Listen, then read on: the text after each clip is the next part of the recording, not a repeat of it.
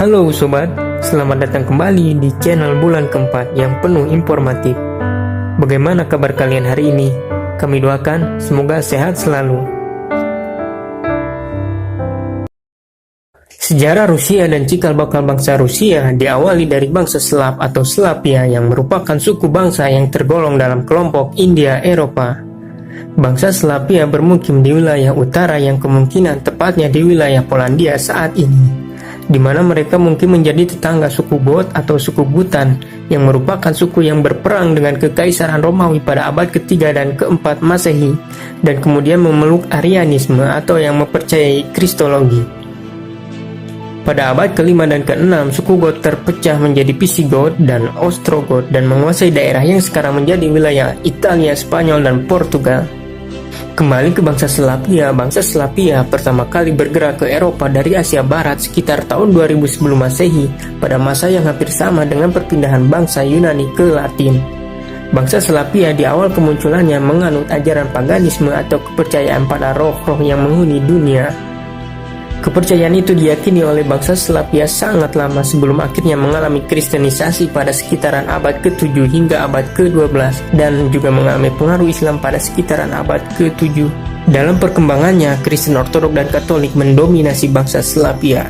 Sekitar tahun 100 atau 200 Masehi, bangsa Slav melintasi pegunungan Karpatia atau yang dikenal sebagai pegunungan Transilvania yang berada di Rumania menuju tempat yang kini menjadi wilayah Slovakia. Dari sana mereka terkadang melakukan penyerbuan kepada bangsa Yunani Romawi. Dengan runtuhnya Romawi dan adanya tekanan dari bangsa Apar yang tinggal di wilayah Kaukasus Utara antara Laut Hitam dan Laut Kaspia, dan juga bangsa Hun atau bangsa nomaden dari berbagai etnik dari wilayah Asia Utara. Bangsa Slav menyeberangi sungai Danube yang merupakan sungai terpanjang di Eropa setelah sungai Volga pada tahun 500-an Masehi.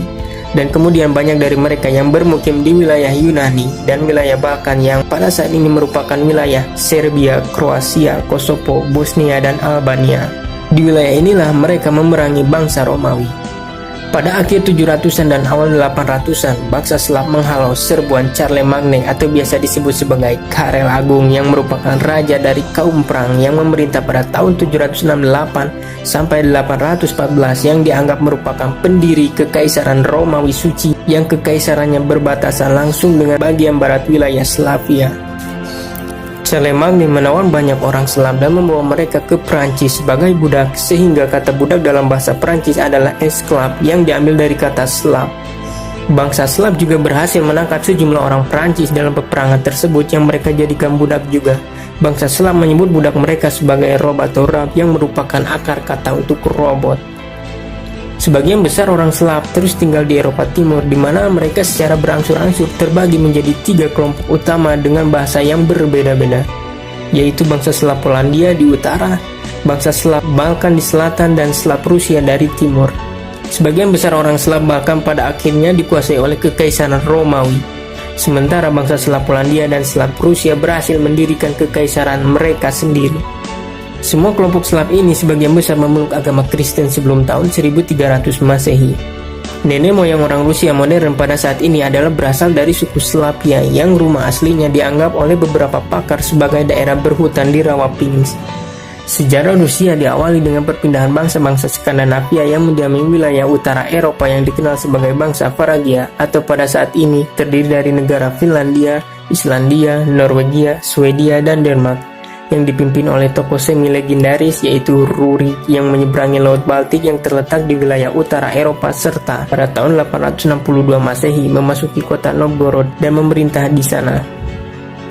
Slavia Timur secara bertahap menetap di Rusia Barat dalam 2 gelombang. Yang pertama bergerak dari kota Kiev menuju kota Suzdal dan kota Murod, dan yang kedua bergerak dari kota Polotsk menuju kota Novgorod dan kota Rostov.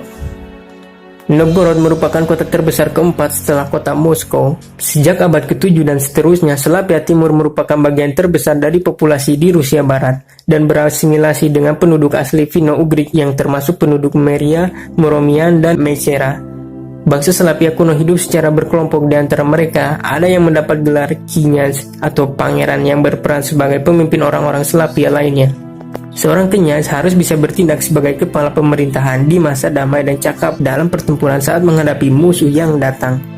Demi menjaga diri dari musuh, orang-orang Slavia membangun benteng pertahanan. Adapun pemukiman yang dikelilingi benteng tersebut disebut sebagai Gorad atau Grad, yang kini berarti kota dalam bahasa Slavia. Di dalam kota-kota tersebut berkembanglah perdagangan dan kerajinan. Kelompok orang bersenjata yang bertugas menjaga kota tergabung dalam satuan yang disebut dengan Druzini. Orang-orang Druzini ini hidup berdampingan bersama Knyaz dalam satu tempat tinggal. Perdagangan mulai berperan penting dalam kehidupan masyarakat Slavia Timur pada abad ke-9. Berawal dari jalur perdagangan yang melalui sungai Dnieper semacam rawa-rawa yang berada di Bukit Valna yang terletak di Rusia Tengah. Jalur tersebut dinamakan Isvaria Vigreki atau dari Varia Viking menuju Yunani dalam bahasa Rusia. Jalur ini menghubungkan kegiatan perdagangan antara Laut Baltik dengan Laut Hitam. Di akhir jalur tersebut mengarahkan kepada Kekaisaran Bizantium dengan ibu kotanya Konstantinopel. Bangsa Slavia menyebutnya sebagai Tsargrad yang berarti kota kaisar. Di sepanjang jalur perdagangan ini terdapat dua kota terkenal, yaitu Novgorod di utara dan Kiev di selatan. Seorang Paryaga atau bangsa Viking yang bernama Rurik menjadi knyaz atau pangeran di kota Novgorod pada tahun 862 Masehi. Kata Parjang adalah sebutan bangsa Slavia untuk bangsa Viking yang pernah hidup di barat laut Eropa hingga kepulauan Skandinavia. Orang-orang Parjang atau Viking ini merupakan leluhur orang-orang Swedia, Norwegia, Denmark, dan Islandia di masa kini. Pembentukan negara-negara Slavia Timur pertama pada abad ke-9 yang bertepatan dengan kedatangan Parangian atau Viking yang berlayar di sepanjang jalur laut yang membentang dari Laut Baltik Timur ke Laut Hitam dan Laut Kaspia. Menurut Kronik Agung, seorang Parangia dari rakyat Rus bernama Rurik telah terpilih sebagai penguasa Novgorod pada tahun 862 Masehi. Naiknya Rurik sebagai knyaz atau pangeran di tanah Rusia ini menjadi awal dinasti kepangeranan Rusia dan kekaisaran Rusia kuno dan juga menjadi awal kemakmuran dan kemajuan bangsa Rusia. Keberadaan dinasti Rurik bertahan hingga tahun 1598 Masehi. Pada tahun 882 Masehi, penggantinya yaitu bernama Oleg. Di bawah kekuasaan Oleg inilah cikal bakal lahirnya Kekaisaran Rus Kiev. Rus Kiev adalah sebuah negara yang ada di sekitaran tahun 880 Masehi hingga pertengahan abad ke-12. Pusat kekuatan negeri ini adalah lembah sungai Dnieper yang sekarang berada di Ukraina. Negeri ini juga mencakup daerah Belarus di barat dan sebagian Rusia di timur. Kekaisaran ini dianggap sebagai pendahulu tiga negara besar Slavia modern. Kekaisaran ini didirikan oleh Oleg dari Novgorod, yaitu seorang pangeran dari bangsa Paragia. Di bawah kekuasaan Oleg dan atas komandonya mereka memulai menyerang dan pergi menuju selatan dan akhirnya menaklukkan kota Kiev yang sebelumnya memberikan penghormatan kepada orang Khazar. Atas kemenangan dan keberhasilan menguasai kota Kiev yang merupakan kota termaju dan sekaligus pusat perdagangan di Eropa Timur, Oleg semakin ingin memperluas kekuasaannya. Oleg beserta putra dari Rurik yang bernama Igor dan keturunan dari Igor yang bernama Sviatoslav kemudian memulai menaklukkan semua suku lokal Slavia Timur hingga kekuasaan Kievan, lalu kemudian menghancurkan suku Khazar Kaghanate. Seiring berjalannya waktu, mereka memperluas kekuasaannya dan meluncurkan beberapa ekspedisi militer hingga Kekaisaran Bizantium dan Kekaisaran Persia pada abad 10 sampai abad 11. Rus Kiev menjadi salah satu negara terbesar dan paling makmur di Eropa. Pada masa pemerintahan Vladimir Agung yang memerintah pada tahun 980 sampai 1015 Masehi dan kemudian dilanjutkan oleh putranya yang bernama Yaroslav the Wise yang memerintah pada tahun 1019 sampai 1054 Masehi, merupakan zaman keemasan Kiev yang menyaksikan penerimaan Kristen Ortodok dari Bizantium dan menciptakan Slavia Timur pertama yang ditulis oleh Ruskaya Pravda. Pada abad ke-13, negara ini menderita kekalahan atas bangsa Mongol dalam sebuah pertempuran di Sungai Kalka. Invasi Mongol dilancarkan ke Rus Kiev yang terjadi pada abad ke-13. Selama peristiwa ini, bangsa Mongol menghancurkan beberapa kota termasuk kota Ryazan, Kolomna, Moskow, Vladimir, dan kota Kiev. Invasi Mongol dimulai dengan meletusnya pertempuran Sungai Kalka pada bulan Mei tahun 1223 Masehi. Pertempuran tersebut berhasil dimenangkan oleh bangsa Mongol, tetapi mereka lalu mundur dari wilayah Rus Kiev. Kemudian Batukan melancarkan invasi besar-besaran dari tahun 1237 Masehi hingga 1240 Masehi. Setelah kematian Ogiray Khan, invasi ini dihentikan. Meskipun begitu, semua kepangeranan Rus dipaksa tunduk kepada Kekaisaran Mongol dan menjadi bagian dari wilayah Golden Horde atau Gerombolan Emas. Kekaisaran Rus Kiev hancur dengan pukulan terakhir atas invasi bangsa Mongol pada tahun 1237 sampai 1240 Masehi yang mengakibatkan kehancuran kota Kiev dan mengakibatkan kematian sekitar setengah populasi Rusia. Bangsa yang menyerang Slavia Timur ini kemudian dikenal sebagai bangsa Tatar yang membentuk negara bagian Golden Horde atau gerombolan emas yang mencaplok kerajaan Rusia dan menguasai bentangan selatan dan tengah Rusia selama lebih dari 2 abad. Invasi ini mengakibatkan jatuhnya Rus Kiev pada abad ke-13 dan mengubah sejarah Eropa Timur, termasuk pembagian orang-orang Slavia Timur menjadi 3, yaitu Rusia, Ukraina, dan Belarus. Rus Kiev kemudian digantikan oleh sejumlah negara kecil seperti Republik Novgorod dan Vladimir Suzdal. Negara Vladimir Suzdal adalah salah satu kepangeranan yang menggantikan Rus Kiev yang telah ditaklukkan oleh Kekaisaran Mongol di akhir abad ke-12 dan berpusat di Vladimir on Kilasma yang terletak di Sungai Kilasma, 200 km di timur Moskow. Seiring berjalannya waktu, kepangeranan ini terbagi menjadi beberapa wilayah yang lebih kecil. Kepangeranan ini menjadi negara yang diatur sendiri dan dipimpin oleh kaum bangsawan mereka sendiri.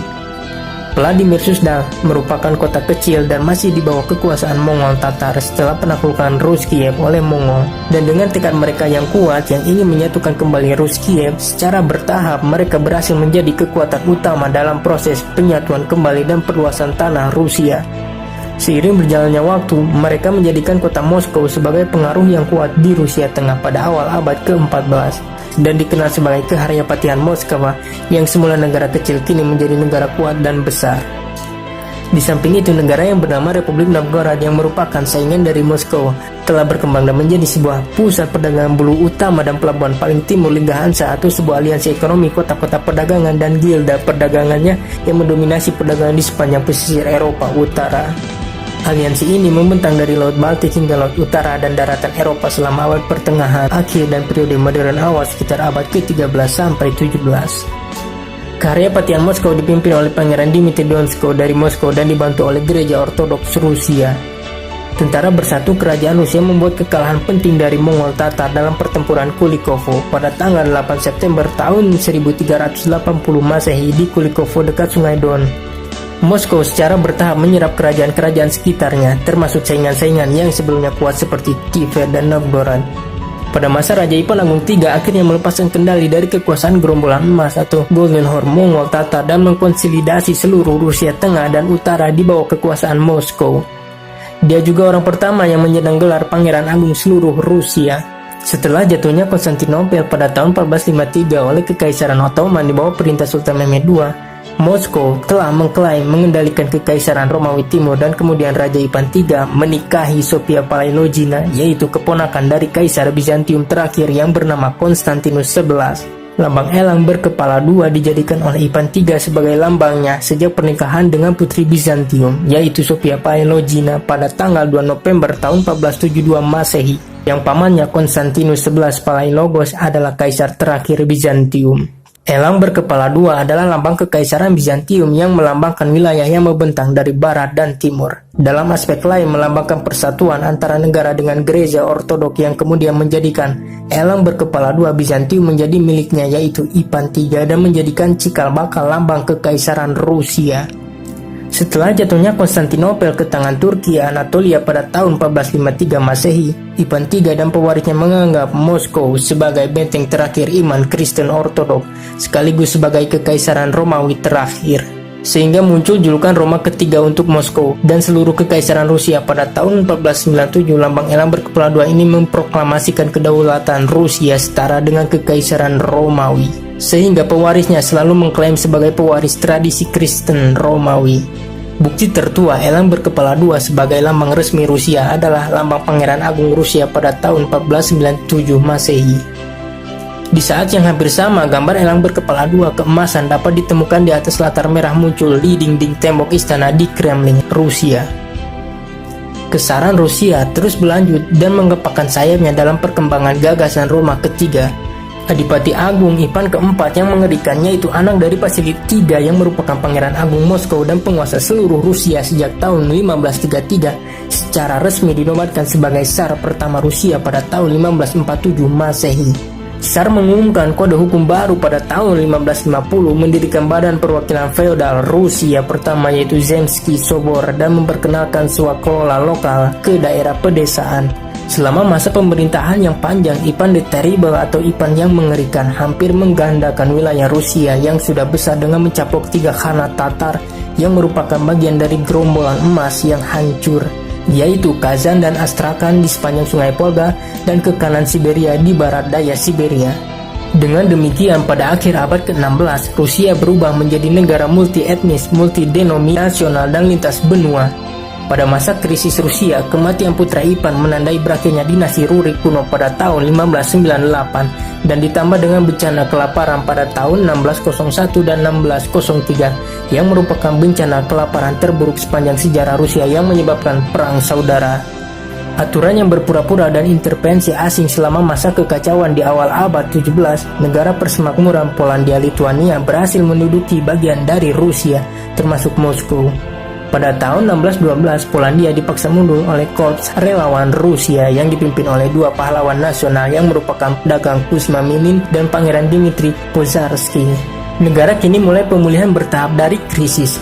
Di samping dukungan dari dinasti Romanov yang menyetujui tahta pada tahun 1630 oleh keputusan Zemsky Sobor, sedangkan di wilayah timur, eksplorasi dan kolonisasi Rusia yang cepat di wilayah Siberia yang sangat luas sebagian besar dipimpin oleh Kossak adalah nama kelompok masyarakat yang mendiami wilayah stepa utara lintas benua Eropa dan Asia yang merupakan bangsa Kazaki yang merupakan campuran ras dari bangsa Turki, Tatar, Ukraina, dan Rusia yang berburu bulu hewan dan daging yang berharga. Penjelajah Rusia mendorong ke arah timur terutama di sepanjang rute sungai Siberia, dan pada pertengahan abad ke-17 terdapat pemukiman Rusia di Siberia Timur. Di semenanjung Chukchi yang merupakan titik paling utara di Asia di sepanjang sungai Amur atau sungai Heilongjiang atau sungai Sahalian Ula dan di pantai Pasifik. Pada tahun 1648, Pedro Popov dan Semyon Desnov, 2 penjelajah Rusia, menjadi orang pertama yang berlayar melalui Selat Bering atau ke Amerika Utara, yaitu titik paling timur benua Asia dan titik paling barat benua Amerika, dari semenanjung Desnev Rusia hingga semenanjung Pangeran Wales Alaska. Rusia mendeklarasikan diri sebagai kekaisaran tahun 1721 di bawah kekuasaan Piotr yang Agung atau Piotr I yang juga dikenal sebagai Tsar terakhir yang sekaligus Kaisar Rusia pertama dan menjadi salah satu kekuatan dunia. Berkuasa tahun 1682 sampai 1725, Piotr mengalahkan Swedia pada Perang Utara Raya yang memaksa mereka untuk menyerahkan Karelia Barat dan Ingria, 2 wilayah yang lepas dari Rusia ketika periode kekacauan Rusia, dan juga wilayah Estland dan Livland yang berada di wilayah Latvia dan Estonia untuk mengamankan akses Rusia ke laut dan perdagangan laut. Di Laut Baltik, Piotr menemukan ibu kota baru yang dinamai Saint Petersburg. Reformasi Piotr yang Agung membawa pengaruh budaya Eropa Barat ke Rusia.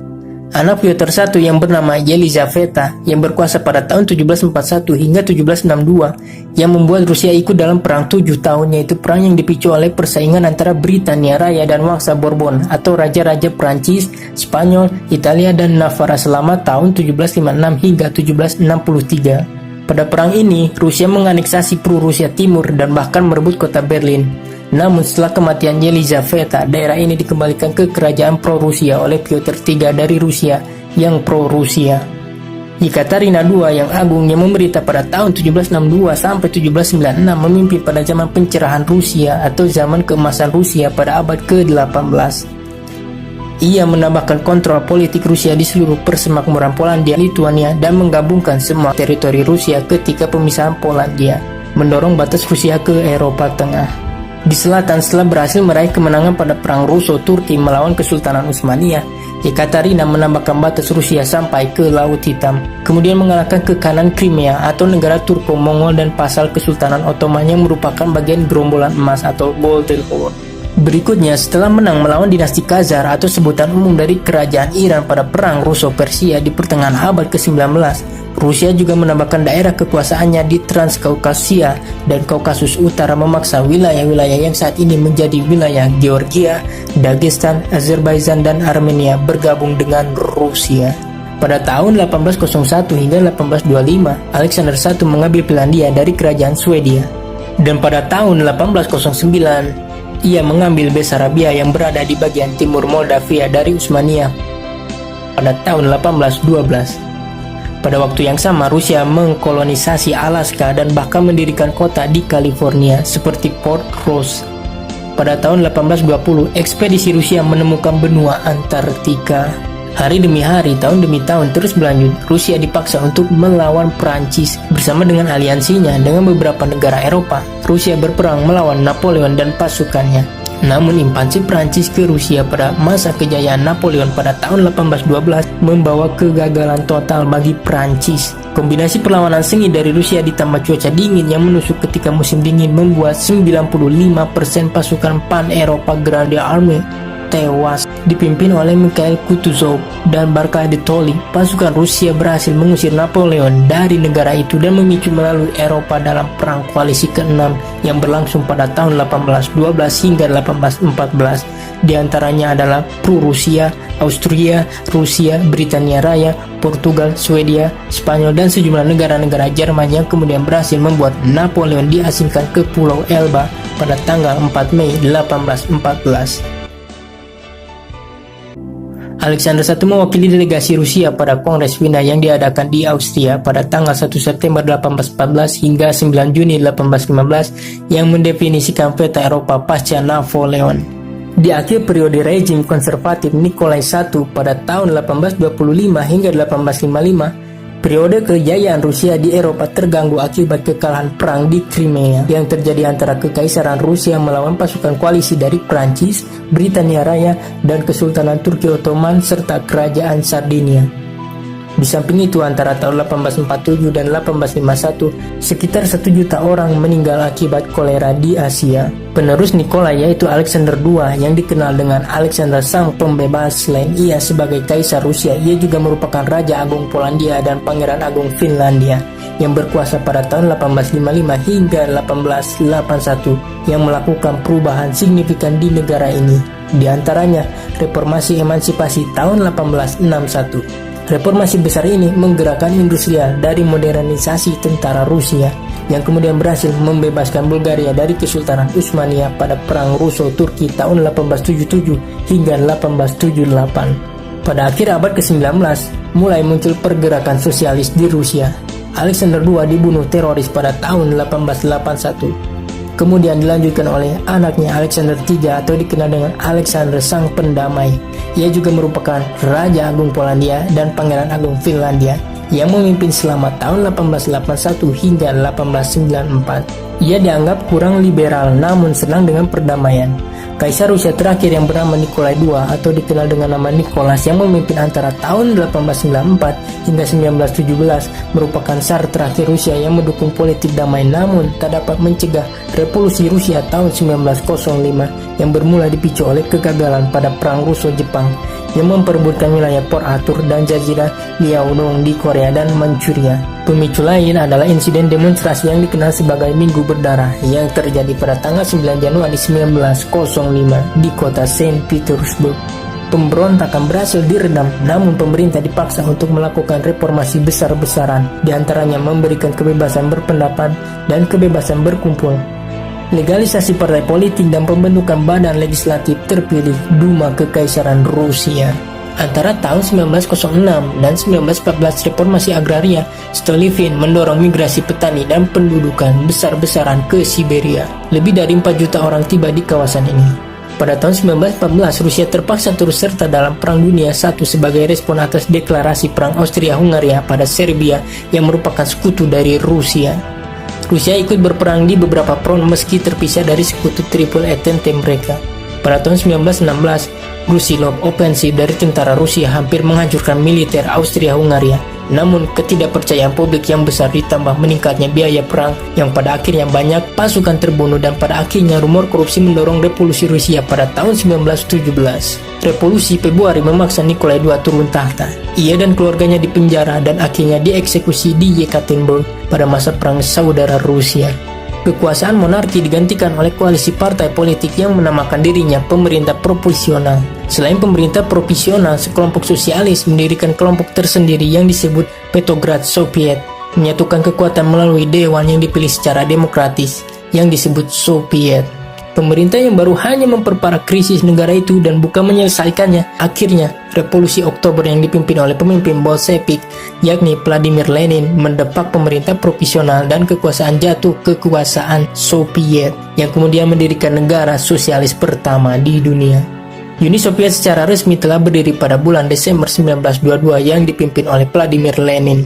Negara Republik Sosialis Federasi Soviet Rusia bersama dengan Ukraina, Belarusia, dan Transkaukasia yang membentuk Republik Sosialis Uni Soviet atau Uni Soviet pada tanggal 30 Desember 1922. Dari 15 republik yang membentuk Uni Soviet, yang ukurannya terbesar dan populasi setengah populasi Soviet adalah Republik Soviet Rusia, yang kemudian mendominasi Uni Soviet ini selama 69 tahun sejarahnya. Sejak tahun 1921, Vladimir Lenin menderita penyakit parah seperti hiperakusis, insomnia, dan hingga stroke. Akibat sakitnya tersebut, Vladimir pun wafat. Pada tahun 1924, posisinya digantikan oleh Joseph Stalin yang merupakan sekretaris jenderal Partai Komunis Soviet. Mulai tahun 1985, pemimpin terakhir Soviet yaitu bernama Mikhail Gorbachev. Di bawah kekuasaannya pada tahun terakhir, negara ini mengalami defisit anggaran besar dan inflasi yang menyebabkan negara ini krisis. Pada tahun 1991, gejolak ekonomi dan politik mulai mendidih. Ditambah lagi Republik-Republik Baltik memilih untuk memisahkan diri dari Uni Soviet. Pada bulan Maret dilakukan referendum di mana sebagian besar penduduk yang berpartisipasi memilih untuk mengubah Uni Soviet menjadi Renew Federation. Setelah Revolusi Oktober, perang saudara mulai pecah antara gerakan putih anti-komunis dengan rezim Soviet dan tentara merahnya. Bolshevik Rusia kehilangan wilayah Ukraina, Polandia, Baltik, dan Finlandia dengan menandatangani Traktat Brest-Litovsk yang berakhir dengan permusuhan dengan blok sentral dalam Perang Dunia I. Kekuatan sekutu meluncurkan intervensi militer namun gagal, yang tujuannya awalnya untuk mendukung kelompok anti-komunis. Di waktu yang sama, kedua kelompok Bolshevik dan Putih menyerukan kampanye deportasi dan eksekusi satu sama lain. Terkenal dengan sebutan teror merah dan teror putih, di akhir perang saudara, ekonomi dan infrastruktur negara ini hancur total. Jutaan orang menjadi emigran putih, dan bencana kelaparan Popolze tahun 1921 memakan korban hingga 5 juta jiwa. Pada bulan Agustus 1991 terjadi percobaan kudeta oleh anggota pemerintah Gorbachev diarahkan melawan Gorbachev dan bertujuan untuk mempertahankan Uni Soviet. Namun, kudeta ini gagal dan malah berakhir dengan bubarnya Partai Komunis Uni Soviet. Pada tanggal 25 Desember tahun 1991, Uni Soviet secara resmi bubar dan menjadi 15 negara yang terpisah. Pada bulan Juni tahun 1991, Boris Yeltsin terpilih sebagai presiden pertama Federasi Rusia yang sekaligus sebagai presiden pertama dalam sejarah Rusia. Dulu ia pernah menjabat sebagai presiden Republik Sosialis Federasi Soviet Rusia. Selang dan setelah bubarnya Uni Soviet, reformasi besar-besaran dilakukan, termasuk privatisasi dan perdagangan bebas, termasuk perubahan besar seperti yang direkomendasikan oleh Amerika Serikat dan Dana Moneter Internasional. Semua ini menjadikan krisis ekonomi luar biasa, ditandai dengan penurunan PDB dan produksi industri sebesar 50% antara tahun 1990 dan 1995. Pada tanggal 31 Desember 1999, Presiden Yeltsin secara tiba-tiba mengundurkan diri dan menyerahkan jabatannya pada Perdana Menteri yang baru terpilih yaitu Vladimir Putin, yang kemudian menang pada pemilihan presiden tahun 2000. Kepemimpinan Putin membawa stabilitas dan kemajuan bagi negara sehingga ia dikagumi luas di Rusia. Tanggal 2 Maret 2008, Dmitry Medvedev terpilih sebagai presiden sedangkan Putin menjadi Perdana Menteri. Roda politik berputar, Putin kembali menjadi presiden pada pemilihan presiden 2012 dan Medvedev ditunjuk sebagai Perdana Menteri.